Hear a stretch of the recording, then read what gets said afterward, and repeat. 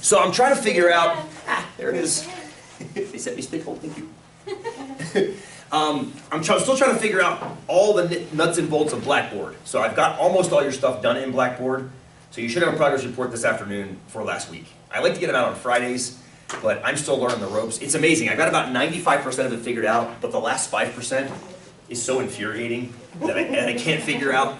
And it drives me nuts. Like, I did it to make life easier. And yeah, I'm beginning to learn that Blackboard doesn't always make life easier. It makes it life easier 95% of the time. And then the last 5%, the outliers. So we're figuring it out. Those are in-class quizzes, as you see. I didn't send you a progress report for last week because I don't want to send you two, like, boom, boom. I wanted to give you one that everything's in. So as soon as I get the rest of that stuff in, you'll get your progress report. I'm hoping this afternoon during my office hour. So hopefully that's not, and the problem with Blackboard too, it's not Blackboard's fault. Because I do things like in-class quizzes, when you try to access the Grade Center in Blackboard, it'll be incomplete because you won't have all the assessments in there. Because this that I just gave back to you guys only lives in my Excel spreadsheet that I send the progress reports from. And I can't fuse and mix and match those in Blackboard apparently. So on the Blackboard, I'm learning as I go. You can send a hyperlink to your Excel file, but that's it. As an like I could email to you. Yeah, but how would I just have your name and not everybody else's shown? Yeah, it's the whole FERPA thing, right? Like, here's the whole class's grades. And it's great knowing you guys. Move back to Delaware. Yeah, Taylor. Log classes do like the last 4 digits of your student number, so it's not your name and your grade, it's just your number, and then you don't make me do that. Don't make me do that. Because I use that to learn your names. You know what I'm saying? Like I use the grade book to partially learn your names too. Like hide a row. So I could do that. Hide the names. Number, and then you just hide the row and then send it. But how could I hide it permanently from you guys? I don't know. Yeah, that's I don't know. I mean, I'm sure you can. I just don't know how to do that. So this is why I'm trying to get, if I could just, to make it easier, just because this is such a time sink right now, it's amazing how much time I spend trying to make Blackboard work in this last 5% of the time. If I could just make it work that last 5%, then everything works beautifully. I just keep, once a week I email you a progress report from my Excel spreadsheet. It takes 5 seconds for each class. Yay! You get like, hey Taylor, here's how you're doing. And then it's like, it's wonderful. So, fingers crossed. I got an email out to Christine. Christine, you're a babe. Thank you for letting me bother you constantly for this. She's not watching this, I know I'm talking to her. Anyway, we'll figure it out.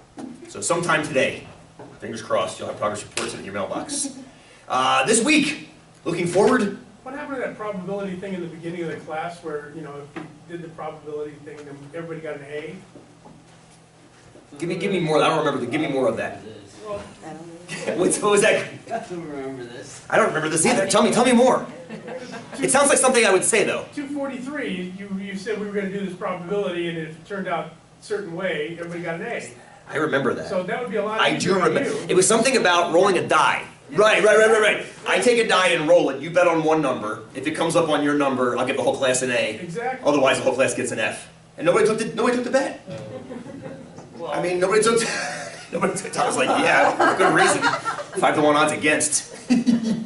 I totally forgot about that. I still use that. I still use that in 240. I think I might have used it in 105 on you guys too, maybe. I like that one so much. Sure, it's only 6. I mean, you got a 1 in 6 chance of getting it, right?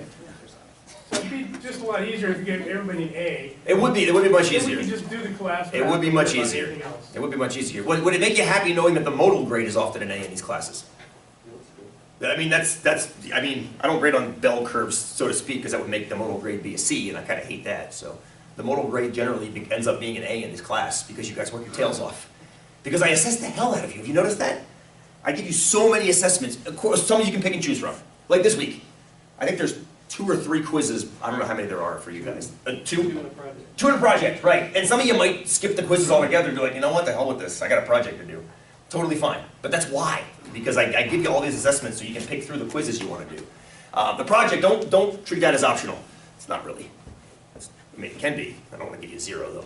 So, project is on sampling. That's due, anybody got a chance to start it or look at it yet? A couple of you? Yeah, good. It's approachable, doable. Yeah. Some definitions, and most of it is a combination of critical thinking, reading something carefully, knowing where the faults lie in the study, which is, I think, such a huge part. We could design an entire course around just that idea, being able to, give you an example. Did I tell you this one about the Why You Shouldn't Hug article I just read? So, I'm Italian. I hug, that's what I do.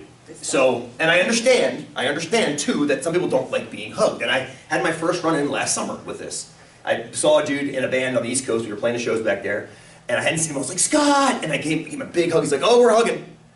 And I stepped back, I'm like, okay, all right, so that, I just crossed the line there. And you know, usually people at shows we hug all the time. It's like East Coast Italian thing, we do that.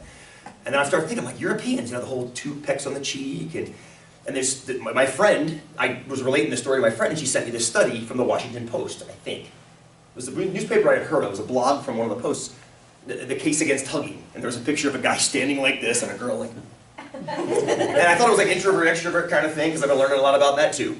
And I decided to read into this. I'm like, let me check this out. And the first paragraph, I was kind of like, oh, wow, I'm really going to consider this. But then I got down to like the third paragraph, where they quoted a study done in England.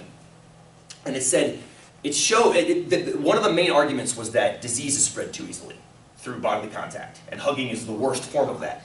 This was the opinion of the author. So I said, oh, interesting. And then she quoted a study. I'm like, oh, cool, check the study out. So I opened the study up. I'm like, wow, they don't mention hugging in here at all. They mention fist bumping as being the most hygienic form of greeting versus a high five or a handshake. And the idea is surface area, I'm assuming. Surface area. I'm guessing also maybe more bacteria exist on your palms than on the outside of your hand. Maybe that makes sense too, I guess. And I was like, well, the hugging isn't mentioned. And I started thinking about hugging. I'm like, when I hug somebody, my hand's usually on their shirt, and my chin is on their shoulder, which is also clothed. And I'm thinking our hair touches, but like, I mean, just by default, it's not hits them in the face. But like not much skin contact.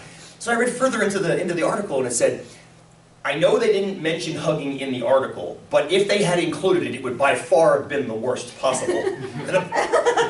How did the Washington Post allow this in, right? You know, at least the author was honest enough to say that. They didn't just say hugging is the worst, and here's the study I quoted. At least they admitted that they fabricated that bit. But very often it's not fabricated, yeah. I think it has to do with personal space and like how we're taught. And Absolutely. I have a preschooler in my class, Mm-hmm. and he's a hugger, Mm-hmm. and we're learning Personal social, space. Yeah. Totally. We have to ask. Hey. Because there's kids that are like. No, absolutely. There's introverts, there's extroverts, some people don't want that. It's funny to hear you talking about What you're dealing with right now. No, totally. And I was only fixated on this because it was a health issue referenced by a study. And the introvert-extrovert thing, I'm still learning about, a lot about it actually. Somebody just sent me a graphic of an introvert versus an extrovert. It has a big hamster ball. And the extrovert had his hand in the thing saying, come out and play, and the introvert was in the far corner going, and that really drove it home for me, like, wow, I'm a lot to deal with sometimes.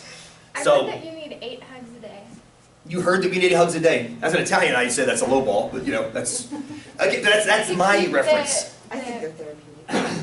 Level, that, like the physical contact level. Oh, so this is interesting. You say, 8 hugs. then we got this. So this was just the health issue. It just sounded so ridiculous I had to dive deeper. Hence your project you're doing right now. Some of the stuff's a little bit dated. It's a couple, 3, 4 years old. But it doesn't matter. The critical thinking you get from tearing apart the studies is a good one. And I hope we can continue to do that even as we go through this course and learn the tools for dealing with data. Always question where the data came from. Always question. I mean, the mathematics that we're doing, bomb-proof, totally sound. But the data going in has to be sound too in order for the result that comes out to be believable, right? Yeah, haven't you ever heard garbage in, garbage out? It's an old phrase. It's an old phrase. When I was learning how to program computers in the 80s, that was the garbage in, garbage out. And that statistics is the perfect example of that. You can do wonderful mathematics on absolute crap, and you get absolute crap. You can't polish crap. That's what it comes down to. You can statistically analyze it, but you're going to get more of the same back out. So, make sense? So that's your project, and then the last part of the project is a little Excel, or a little web-based pop-out window thing that allows you to analyze bias in a way you probably haven't thought of before, more analytically. Something we started in 243 back in the day. If you had me for 243, you haven't talked about it since. And this is kind of a better place for it. So the idea of sampling. Aaron, go ahead. Oh, you're just sitting there. I saw movement. Stop reading my face. Sorry, I was actually reading your hand. I thought the hand was going up. Thinking of Stop reading my face. I had a question in my You head. did. Crap, and I just chased it out, didn't I? I'm sorry if I did. No. Oh, I didn't. Go did, ahead. But I wasn't going to ask it because Oh. I thought I figured out. The last part, how is that about bias? Do it first. Oh, you've already done it? Yeah. Just grab me at the break, I'll tell you. Because if anybody else hasn't done it, I don't want to bias your bias by saying it out loud. Okay. So you have to do it first, and then hopefully, we'll talk a break, for sure. And then we'll collate the results on Wednesday in class, or Thursday in class, first thing. I've got historical stuff from that project too, so we'll get to it, I promise. I guess that's it. I forget what the quizzes are on. I think they're on single proportions, confidence intervals. And we're going to get into the single mean confidence intervals today, which is the next variable. I want to test 2 variables over and over again in this class. I want to prove to you why we're only going to test 2 today. Why we're only going to look at 2 and not 3 or 4 or 5 or 6, for obvious reasons, maybe pedagogical, but also statistical reasons. What else? Oh, you were gonna load up some of your 243 programs for... Yes, absolutely, absolutely, absolutely. We're going to do that too. Who needs them? Who needs the 243 programs? Let's just take a 2-minute break here and do that now.